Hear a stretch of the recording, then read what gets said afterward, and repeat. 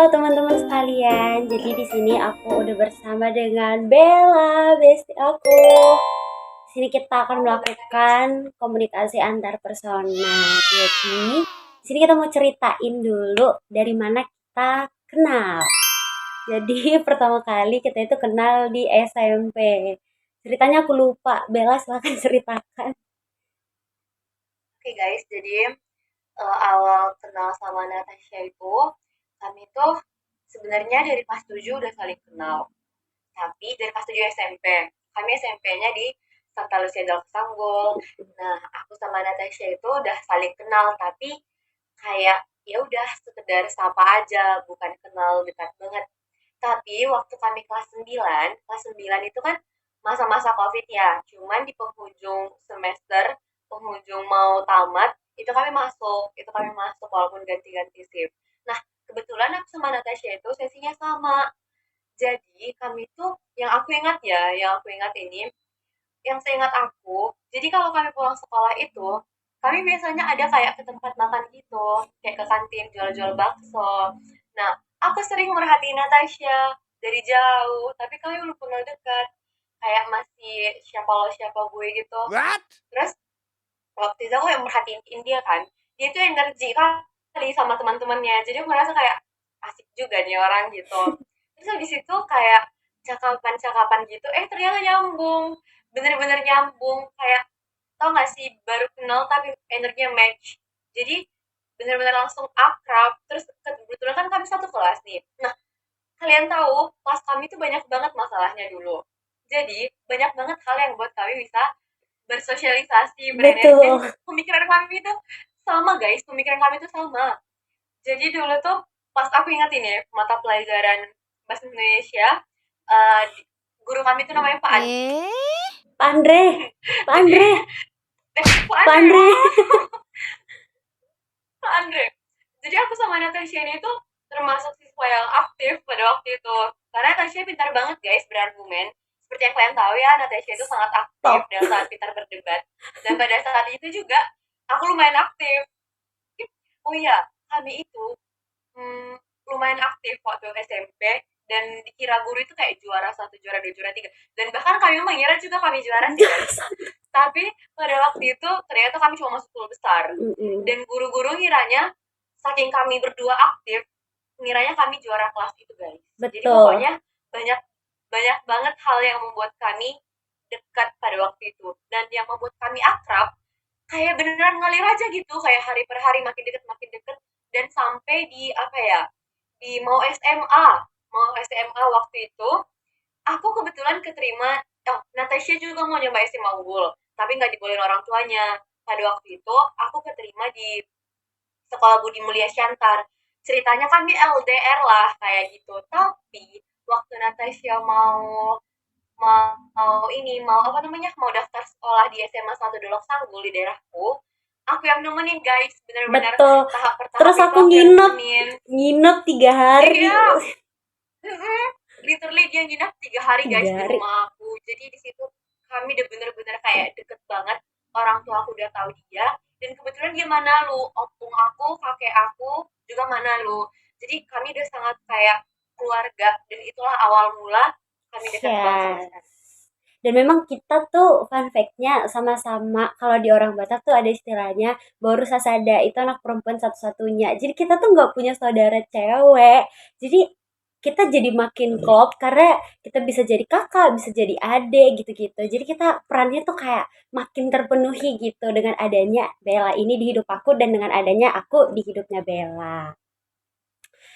Terus selanjutnya kalau tentang, cara kita membangun komunikasi antar persona biar lebih efektif, sebenarnya kita punya love language yang hampir sama gitu loh. Kita ngeborong love language yang sama, di mana kita sama-sama physical touch, Bener. kita juga word affirmation, kita tuh cara membangun komunikasi yang efektifnya tuh dengan cara itu. Kita kayak ibaratnya walaupun sehari atau 2 hari nggak chat, apalagi situasi sekarang kita tuh kuliahnya beda, dia di Medan sedangkan aku di Jawa, jauh, tapi kita tuh komunikasinya tetap bagus karena kalau kita chat cerita segala macam tuh kita nyambung-nyambung aja ya kan Bel, karena Bener. menurut aku dari sisi aku, karena aku tahu kalau aku butuh temen cerita atau aku butuh didengerin atau aku butuh support itu aku perginya ke dia gitu loh. Karena komunikasi kita pasti selalu memenuhi apa yang kita inginkan. Kalau dari POV aku gitu. Kalau dari POV kamu gimana? Menurut POV aku, kalau soal komunikasi itu ya, sebelumnya kami bisa di tahap sekarang, di tahap yang kami tuh gak jauh, tapi rasanya tetap deket gitu loh. Kayak walaupun aku gak komunikasi sama kamu, kayak aku bisa tahu aja gitu, kayak gak ada hal yang harus aku tahu kamu bakal menceritain semua hal tentang aku, jadi aku gak perlu khawatir gitu loh. Betul. Dan kenapa kami bisa tetap nyambung gini walaupun kami udah jauh atau bahkan kalau sibuk gak chatan gitu, karena guys waktu SMA setelah SMP tadi SMA ini kami bener-bener 24 jam hampir sama guys, yang Betul. beneran pagi aku nanti bakal jemput Natasha, kami udah bareng nih. Habis itu kami kan ikut OSIS juga guys. Jadi kami benar-benar sama, ngapa-ngapain sama, kecuali di kelas. Yang buat perbedaan jarak kami itu cuma di kelas doang. Selain itu kami benar-benar sama. Sampai waktu pulang pun dia nginap di rumahku itu udah hal biasa guys. Jadi kayak semua hal tentang dia tuh aku udah tahu. Bahkan apa ya, hal-hal terkecil dari aku pun dia udah tahu. Ibaratnya Natasha udah kayak saudari aku sih. Jadi ya bagaimana saudara pada umumnya, walaupun gak chatan, gak nanya ini, kita pasti udah tahu dia kenapa-kenapa. Jadi terkadang tuh sama Natasha ini, kadang dia nggak bilang kenapa-kenapa aja ke aku, kayak dia sebaliknya juga gitu. Kami tuh kayak udah tahu gitu loh, kamu pasti kenapa-kenapa ya gitu. Ibaratnya udah kayak ikatan batin gitu lah. Mungkin ya, karena emang udah terlalu dekat atau gimana. Jadi kalau soal komunikasi itu, kami sangat sangat terjaga sampai sejauh ini karena kami pasti bakal meluangkan waktu kami entah sekali seminggu untuk bercakap-cakap. Betul, karena kita juga salah satu yang bikin komunikasi antar persona kita itu aktif, efektif gitu, karena kita juga nggak cuma by chat, tapi tuh kayak sering VC, teleponan, apalagi kalau contohnya Mm, lagi nggak oke atau lagi capek sama perkuliahan masing-masing, bener. kita tuh pasti selalu luangin waktu cerita, sharing-sharing by video call, dan itu lebih ke tahu gitu kondisi satu sama lain, jadi komunikasi antar personanya itu lebih efektif. Dan kita juga walaupun gak chat dari WhatsApp tapi kita tuh bisa dari IG kirim-kirim video reels, bisa dari TikTok juga kirim-kirim reels segala Bener. macam. Dan puji Tuhan juga kita sama-sama yang peka gitu loh, kalau satu sama lain lagi nggak oke pasti langsung ngeluangin waktu untuk saling support, untuk saling dukung dan berbagi cerita gitu. Dan memang karena di SMA kita tuh kayak dari gerak-geriknya kita udah paham gitu loh dia lagi oke atau lagi nggak oke. Jadi kalau tentang komunikasi antar persona yang efektif, bahkan kita nggak bicara sekalipun, kadang kita udah ngerti kalau dia lagi nggak oke, dia lagi Bener sedih nih, guys. lagi bad mood nih. Jadi kalau soal komunikasi antar persona, kita memang sangat efektif sih. Walaupun sebenarnya ada beberapa daya tarik atau sifat dari kami masing-masing yang ngebuat kami tuh nyaman gitu loh, sehingga hubungan antar persona kami itu baik dari dulu sampai sekarang. Kalau dari aku ya, dari POV aku dulu. Kalau dari aku, menurut aku, kenapa aku sangat tertarik untuk bertemu dengan Bella ini? Karena dia sangat memenuhi love language yang aku butuhin, teman-teman. Dia tuh kayak Bella ini menurut aku dia itu sangat memvalidasi perasaan aku, dia itu sangat paham gitu loh gimana posisinya jadi aku. Jadi itu salah satu daya tarik yang benar-benar ngebuat aku sangat nyaman berteman dari dia. Dan dia ini benar apa ya teman-teman? Hatinya itu lembut teman-teman. Jadi kayak berat dia nggak buat salah sekalipun dia itu bakal minta maaf gitu loh. Begitu juga dengan sebaliknya, dia tuh sangat baik untuk ngebantu apapun yang kamu butuhin, dia bakal kasih selagi dia mampu gitu. Jadi kita tuh bener-bener 24/7 bareng. Jadi mungkin itu sih daya tarik dari sifat dia yang benar-benar ngebuat aku ini bakal berteman lama, bakal sampai selama-lamanya sih, nggak bakal ada yang bisa misahin. Kalau dari kamu gimana, Bel? Amin. Kalau menurut aku ya, daya tarik berteman dan kenapa gitu bisa nyaman sama Natasha. Yang pertama kayak yang dibilang Natasha tadi. Natasha itu anak anak perempuan satu-satunya di keluarganya. Jadi secara nggak langsung sebenarnya selama ini walaupun kita punya abang ya, kami sama-sama punya abang, tapi bedanya Natasha ini punya adik. Jadi itu masih punya tanggung jawab peran seorang kakak. Sedangkan aku pure seorang adik. Jadi aku tidak mempunyai adik, aku hanya mempunyai abang dan abang aku ada tiga. Jadi yang pertama itu ya yang buat aku nyaman dari Natasha, yang pertama dia tuh orang yang sangat peka guys. Peka ini maksudnya di segala hal, maksudnya bener-bener paham gitu loh sama perasaan orang lain. Dan aku sebagai orang yang kayak bilang Narsha tadi, mungkin aku terlahir jadi orang yang gak enakan atau gimana, yang emang terkadang ngerasa semua hal itu harus aku handle. Dia itu hadir yang kayak selalu validasi perasaan aku juga, guys. Karena terkadang apa yang kita lakukan, sebenarnya kita berharap juga kan diperlakukan gitu dengan orang lain. Nah, begitu juga aku dengan Natasha. Jadi, sifat kami itu hampir 11-12. Tapi, kalau ada perbedaan ini malah yang membuat kami menjaga satu sama lain. Kayak contohnya Natasha tadi, aku kan orangnya nggak enakan. Sedangkan Natasha tuh orangnya yang kayak mengubah beberapa sikap aku yang kayak kamu nggak harus terlalu gini, nggak terlalu gitu. Dan kalaupun aku nggak bisa, dia yang bakal nge-carry aku. Nah, begitu juga sebaliknya. Natasha itu agak sedikit keras, guys. Serius, Natasha itu agak sedikit keras. Karena memang dia dari dulu seperti itu.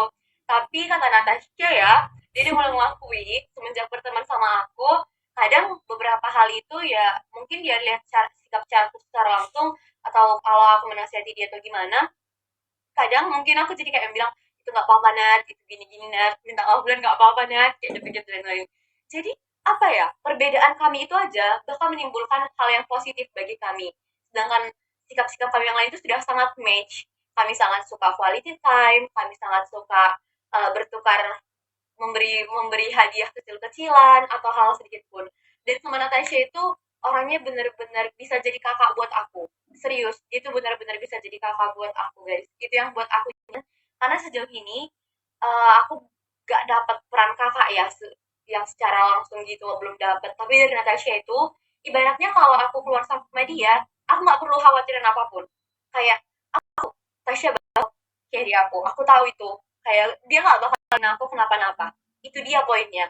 Begitu juga aku ke dia. Terkadang dia juga mau kok klinik ke aku, jadi manja ke aku. Tapi mostly itu bakal aku. Jadi dekat Natasha itu rasanya apa ya? Aman. Gue sadar ya, Tas. Tapi serius, dekat Natasha itu rasanya aman, hangat. Dia tuh bener-bener orang kakak buat aku. Jadi kadang kalau orang nanya, dia ini siapa aja, aku jadi kakaknya, iya, itu sepupuku, itu kakak sepupuku. Kadang aku udah jawab kayak gitu, guys, saking malasnya menjawab karena dia sering kali di rumahku. Jadi kayak orang nanya, siapa itu, iya itu kakak sepupuku, udah kayak gitu aku jawab. Orang tua aku juga sudah mengakui dia ya, bahkan sangat bersyukur dengan hadirnya Natasha ini. Jadi aku menjadi anak yang lebih baik lagi dan belajar lebih banyak lagi dari dia. Love Natasha. Love you too. Dan sebenarnya puncak dari hubungan antar persona kita itu di mana satu sama lain tuh udah berharap jadi iparan, teman-teman. Karena berhubung kita punya abang juga dan kita tuh udah yang sampai di titik kita tuh pengen kita tuh iparan, teman-teman, biar hubungannya tuh nggak Benar? terputus. Tapi ya sebenarnya walaupun kita nanti nggak iparan pasti sih hubungannya bakal tetap langgeng. Tapi Ya wajib. tapi walaupun gitu ada sih beberapa pasti sebuah konflik atau masalah yang ngebuat kita apa ya berdampak gitu loh sama diri kita masing-masing dan pasti ada sedikit banyaknya berdampak sama hubungan antar persona kita. Walaupun sebenarnya konfliknya ini bukan konflik yang besar sampai tidak cakapan bukan ya gitu. Cuman kayak perkara mood yang berbeda, kadang tuh diam-diaman padahal sama-sama gamut, sama-sama pengen di ngertiin gitu loh. Kadang tuh kita karena lagi nggak mood dan segala macam akhirnya komunikasi antar persona kita itu kadang nggak efektif gitu loh jadi karena kurangnya penyampaian informasi atau aku nih lagi bad mood pengen di ngertiin dia juga lagi bad mood pengen di ngertiin akhirnya nggak terjalin tuh komunikasi antar persona yang efektif sehingga jadi nggak enakan gitu tinggal cakap sebenarnya nggak ada masalah apa-apa cuma perkara itu doang gitu loh tapi mungkin kalau dari segi konflik itu doang sih tapi makin ke sini itu membawa dampak ke hubungan antar persona kita sehingga kalau contohnya ada yang bad mood satu orang ya satu orang lagi jangan bad mood gitu. Jadi di saat satu orang bad mood ada satu orang yang menjadi penawarnya untuk menanyakan gimana harinya, apakah dia bad mood, kenapa bisa bad mood gitu. Dan makin ke depannya tuh kita semakin saling merangkul aja kalau contohnya sama-sama bad mood saling nguatin, saling ngobrolin gitu-gitu. Perbanyak komunikasi antar persona biar lebih efektif gitu hubungannya. Kalau dari perspektif kamu gimana, Bel? Menurut aku soal konflik antara kami itu pasti ada. Bener sering mungkin, tapi ada konflik namanya yang bisa dimaklumi. Kami itu adalah dua pribadi yang terbentuk dari karakter yang berbeda, pasti ada celah bentroknya. Kalau menurut aku ya, yang aku sadarin selama ini kenapa kita terkadang diam-diaman gitu, karena Natasha itu orangnya perfeksionis. Natasha itu benar-benar orangnya perfeksionis. Sedangkan aku, terkadang-kadang aku adalah anak yang kayak, "Ya udahlah Tas, kenapa Tas harus kayak gini-gini?" Gitu. Jadi kadang aku tahu nanti sih pasti kesel sama aku, ada yang geram sama aku, kayak aku itu kadang mau kayak nunda-nunda atau lebih memilih untuk nyantai, sedangkan Tasya itu harus kayak cepat gini bel gitu. Nah terkadang kan namanya dua mood manusia, apalagi kami kan sering apa-apa itu di pekerjaan kami itu kami sering bareng ya. Jadi yang namanya dia namanya capek, aku namanya capek. Jadi kami itu kalau lagi sama-sama capek, sebenarnya kami nggak pernah guys, sejauh ini kami nggak pernah adu argumen. Jadi kami nggak pernah saling berbalas-balas kata, tapi kami lebih memilih untuk diam. Diam. Nah, di situasi seperti ini saja, kami paham gitu harus seperti apa. Walaupun kadang aku sering kesal samanya. Apa sih Tasya ini? Apa sih gini. Tapi kami memilih untuk diam guys. Diam. Diam ini untuk memikirkan salahnya. Kayak, oh kayaknya tadi aku terlalu kayak gini ya. Dia terlalu kayak gini. Nah, nanti ketika kami diam setengah jam pun, kami ketemu lagi kayak nothing's happen gitu loh, kayak Yes. udah sama-sama tahu. Jadi sebenarnya nggak tahu ya ini poin plus apa minus kami sering kayak diam-diaman, tapi secara aku yakin, setengah yakin atau sangat yakin nggak tahu, tapi menurut aku di tengah kami diam-diaman itu kami kayak tahu gitu loh koreksi salah kami apa. Jadi setelah itu ya udah. Nah terkadang Tasya kan masuk orang yang sedikit gengsian masih ya. Aku nanti yang ngomong dari chat, Tas apa ada salah ya Tas, gitu. Aku tahu guys apa yang betul itu benar, tapi dia sih kayak gak ada, ah kau apa sih, kau alay kali gitu. Tapi menurut aku karena aku sudah mulai paham personal Natasha sedikit, dan aku juga suka digituin kalau emang dia salah diminta maaf aja guys, gampang karena kami gitu ya, kayak apa gengsi-gengsian. Jadi secara nggak langsung Natasha juga kedepannya dia tuh kayak merasa kau marah ya, kau kayak gini-gini ya tadi gitu. Jadi kami sebenarnya kalau maaf awan itu seringan dari chat guys, kayak Betul. kalau aneh. Jadi ibaratnya pagi-pagi atau udah di sekolah kami lagi setelah, nanti siangnya kami chat-chatan kayak sok-sokan, terus bilang aku ke rumahmu ya Tas, udah selesai Udah masalahnya beres gitu gitu. aja sih jawab. Betul. Iya, dan ya sampai itu aja sih tingkat masalahnya, nggak pernah sejauh ini yang kayak ke atas banget atau konflik yang gimana gitu, nggak pernah. Dan memang pertemanan kita itu udah lama ya, udah bertahun-tahun, dan ya begini cara kita untuk mengatasi permasalahan konflik-konflik kecil walaupun itu sebenarnya bukan konflik besar. Cuman ya Hmm. mungkin begitulah hubungan antar persona kita saat ini, sampai saat ini itu masih efektif dan masih berjalan dengan sangat baik. Jadi sekian teman-teman tentang manajemen hubungan antar persona kita. Menurut saya ini sudah sangat luar biasa sekali manajemennya, karena memang hubungan antar personal kita sudah sangat efektif. Oke, sekian dari kami. Terima kasih. Iya teman-teman.